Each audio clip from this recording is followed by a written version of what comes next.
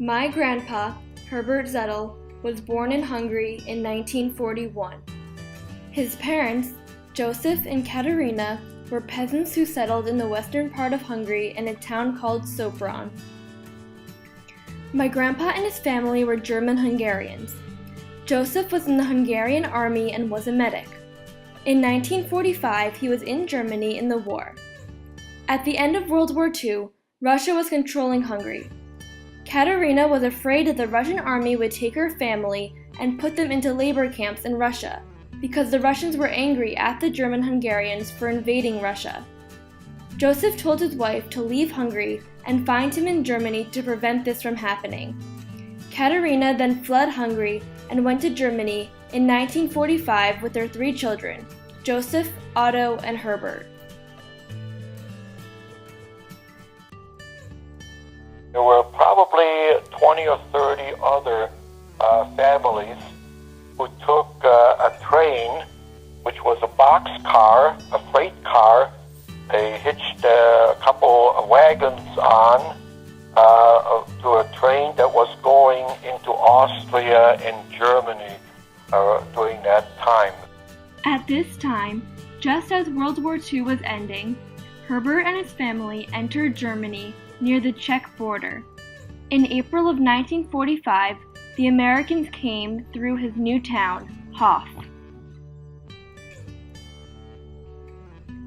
I still remember seeing the first Americans at that time. I was 3.5 years old, and when the Americans came through and the Germans slowly retreated, and the Americans then went into Czechoslovakia, and then, of course, in May of 1945, the war ended.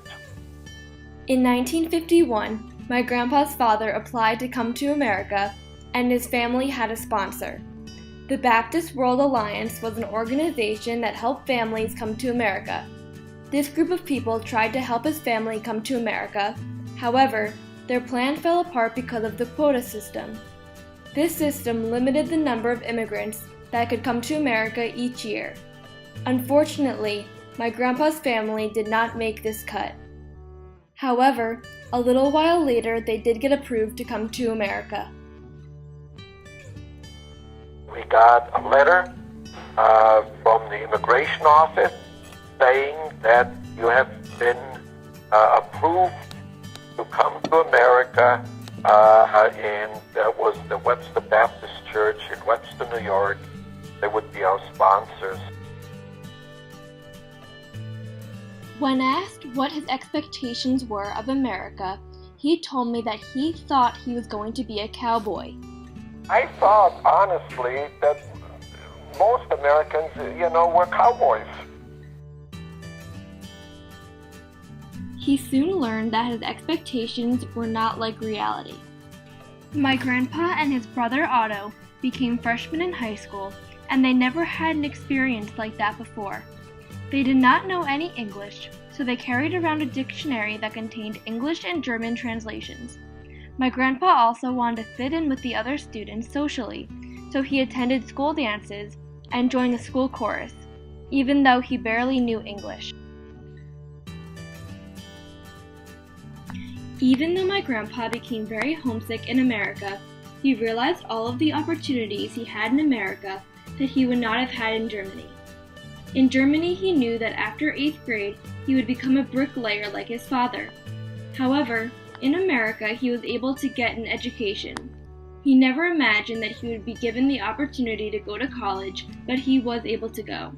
He attended Alderson Broaddus University in 1959 and then attended the University of Vermont for graduate school in 1963.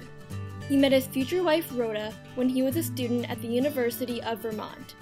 After getting his graduate degree, he became a history professor at Springfield College, and he is still teaching there today. My grandpa told me that he definitely experienced the American dream. We had a better life in America, clothing, food-wise, and goods that were not available in Germany, even in 1955. And so I've been very fortunate and blessed with the opportunities that I have. I tried them. I worked hard at them. And I ended up where I am today. As they say, only in America is something like that possible.